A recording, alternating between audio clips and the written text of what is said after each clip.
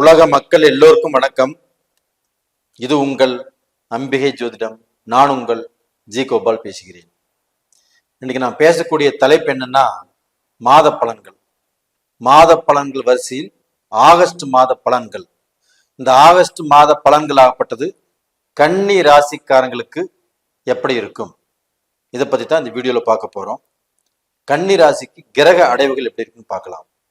ரிஷபத்துல செவ்வாயும் குருவும், சிம்மத்துல சுக்கிர பகவான், புதன் பகவான், சூரிய பகவான், கன்னியில கேது பகவான், கும்பத்தில் சனி பகவான் வக்ரம், மீனத்துல ராகு பகவான். இது போக ஜூலை 25 கன்னிக்கு சிம்மத்திலிருந்து சுக்கிரன் பெயர்ச்சியை வர்றாங்க. ஜூலை 26 ரிஷபத்திலிருந்து செவ்வாய் பகவான் ஆகப்பட்டது பெயர்ச்சியாகி மிதுனத்துக்கு போறாங்க. ஜூலை 22 புதன் பகவான் வக்ரம் ஆறாங்க. இது இந்த மாத கிரக அடைவுகள்.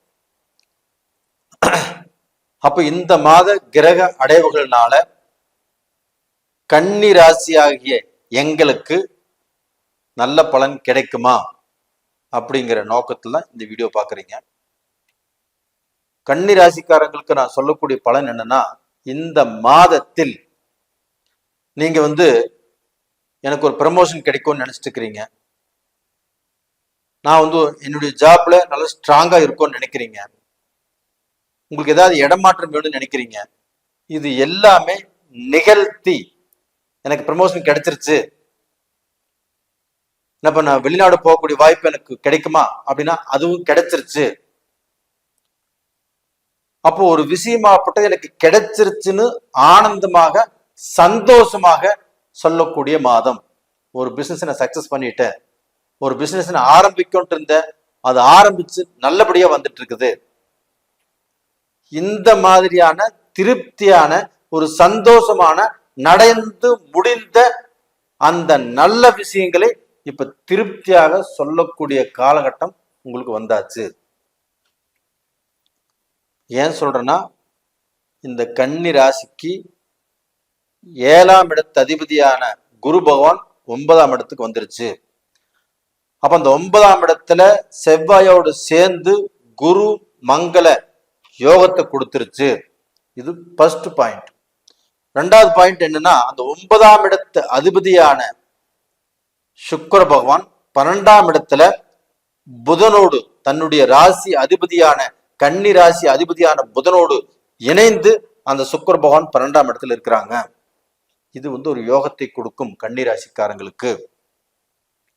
அப்ப அந்த புதன் பகவான் 12ஆம் இடத்துல இருந்து சுக்கிர பகவானோடு இணைவதால் கண்டிப்பாக கன்னி ராசிக்காரங்களுக்கு நல்ல அறிவு, நல்ல திறமை, எதை செய்யலாம், எதை செய்யக்கூடாது, எதை இன்னொரு 6 மாசங்கள் செஞ்சுக்கலாம், இப்ப இந்த பிரச்சனை வேண்டாம், இதை தள்ளி போடலாம், இதனால் நம்மளுக்கு நல்லது, இதனால் நமக்கு கெட்டது அப்படிங்கிறது துல்லியமாக கணக்கிட்டு அதை செயல்படுத்தக்கூடிய டைம் கன்னி ராசிக்காரங்களுக்கு வந்தாச்சு. அப்ப இதற்கு முன்னாடி கொஞ்சம் தடுமாற்றத்தில் இருந்துக்கலாம். இதை செய்யலாமா இல்ல வேண்டாமா, இதை தள்ளி போடலாமா இல்ல இப்ப செஞ்சிடலாமா இப்படிங்கிற குழப்பத்தில் இருந்திருக்கலாம். இந்த பீரியட்ல அந்த குழப்பமே தேவையில்லை. அப்ப அந்த சுக்கிர பகவானும் புதனோடு இணைந்து, அது போக அந்த ராசி அதிபதி சூரிய பகவான், அந்த சூரிய பகவானோடு சுக்கிரனும் புதனும் இணைந்து இருப்பது இந்த 3 கிரகங்களுக்கும் அங்கே சுக்கிரன் சூரியனாகப்பட்டது ஆட்சியாவது அந்த 2 கிரகங்களுக்கும் யோகம். அங்கே சுக்கிரன் வலுப்பெறுகிறார், புதனும் வலுப்பெறுகிறார். அப்ப அந்த சூரியன் அவங்களோட இணைஞ்சு, சூரியனாகப்பட்டது நவ கிரகங்களின் அரசன்.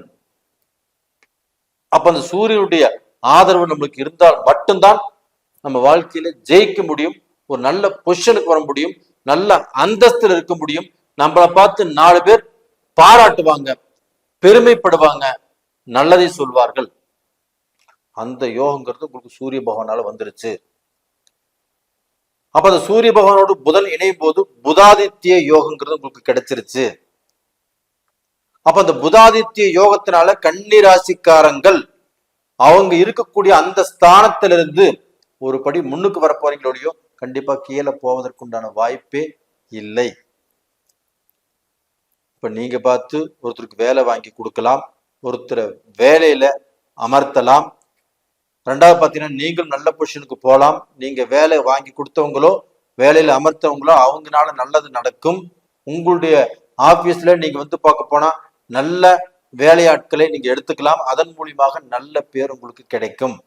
அப்போ உங்களுடைய ஆபீஸ்ல உங்களுக்கு ப்ரமோஷன் கிடைக்கும். உங்களுடைய தகுதி தரம் அந்தஸ்துங்கிறது மாறும். அப்போ உங்களுக்கு வந்து ஓனருக்கு அடுத்தபடியாக நீங்க இருக்கிறீங்க, உங்களுக்கு அந்த பெருமை கிடைக்கும். அந்த கெட்டப்புங்கிறது கண்டிப்பாக கெத்தாக நீங்க வேலைக்கு போகலாம், வேலை செய்யலாம், திருப்தியாக இருக்கலாம். இதற்கு முன்னாண்ட நீங்க வேலை செய்யக்கூடிய இடத்துலையோ நீங்க பிசினஸ் செய்யக்கூடிய இடத்துலையோ உங்களுக்கு திறமை தகுதி எல்லாமே இருந்தும் அது செயல்படாத அளவுக்கு அடுத்தவங்களுடைய தொந்தரவுகள், அடுத்தவங்களுடைய போட்டி பொறாமைகள், அடுத்தவங்க நீங்க நல்ல நிலைமைக்கு வரக்கூடாது, நீங்க கெட்டு போகணும்னு நினைக்கக்கூடிய சூழ்நிலைகள் இருந்துச்சு. அந்த சூழ்நிலைகள் எல்லாமே மாறி நீங்க நல்ல விதத்துல நல்ல பொசிஷனுக்கு வருவதற்குண்டான வழியும் காட்டிருச்சு. அப்போ கன்னி ராசிக்காரங்களுக்கு இப்போ அற்புதமான டைம் நடக்குது. அப்போ இதனால நீங்க வந்து தூர பிரயாணம் போறதோ, ஒரு வெளிநாட்டுக்கு போறதோ, ஒரு பிசினஸை ஸ்டடி பண்றதோ, இது எல்லாமே நீங்க செஞ்சுக்கலாம். வெளிநாடு போறவங்க தாராளமாக போகலாம். படிப்பு விஷயத்துக்கோசரம் போறவங்களுக்கு இது இன்னுமே அற்புதமான டைம். அப்போ அவங்க நினைச்ச கோர்ஸ் கண்டிப்பாக கிடைக்கும். அது வெளிநாட்டிலையும் கிடைக்கலாம், வேற ஸ்டேட்லையும் கிடைக்கலாம்.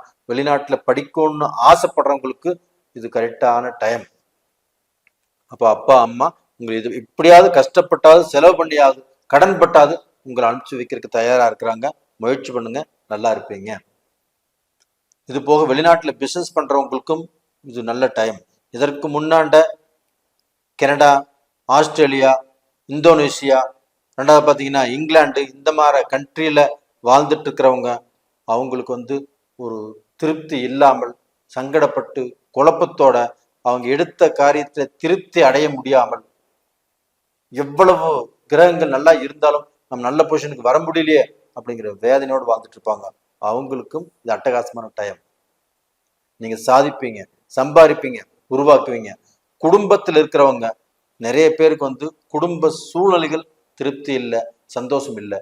அந்த சந்தோஷங்களும் பிரிந்த குடும்பங்கள் இணைவதற்குண்டான வாய்ப்புகளும் உங்க வாழ்க்கையில நீங்க இழந்த சந்தோஷத்தை நீங்க அடைய போறீங்க. கண்டிப்பா நல்லா இருக்க போறீங்க.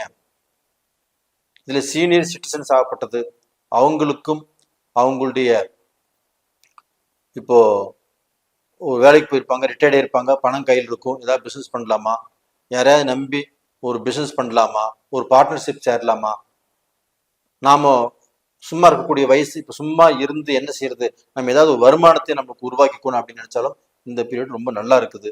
தாராளமாக நீங்களும் செய்யுங்க, நல்லா இருப்பீங்க.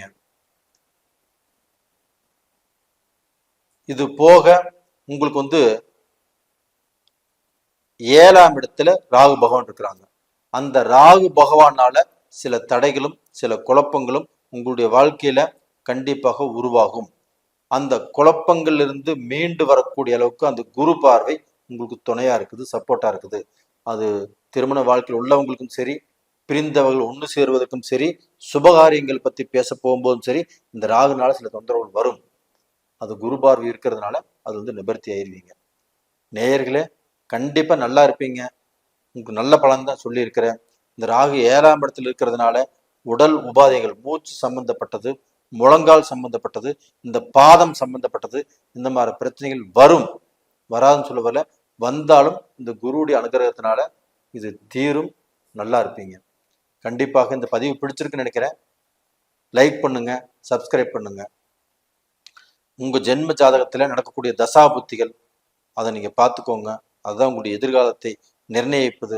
நான் ஒவ்வொரு பதிவிலும் சொல்லிட்டு இருக்கிறேன். உங்க தெரிஞ்ச ஜோசியர்கிட்ட நீங்க உங்க ஜாதகத்தை கொண்டு காட்டுங்க. அப்படி இல்லைன்னா என்கிட்ட பார்க்கணும்னு நினைச்சா நான் 2 நம்பர் கொடுத்துருக்கிறேன், கான்டாக்ட் பண்ணுங்க. உங்களிடமிருந்து விடைபெறுவது உங்களின் ஜி கோபால். நன்றி, வணக்கம்.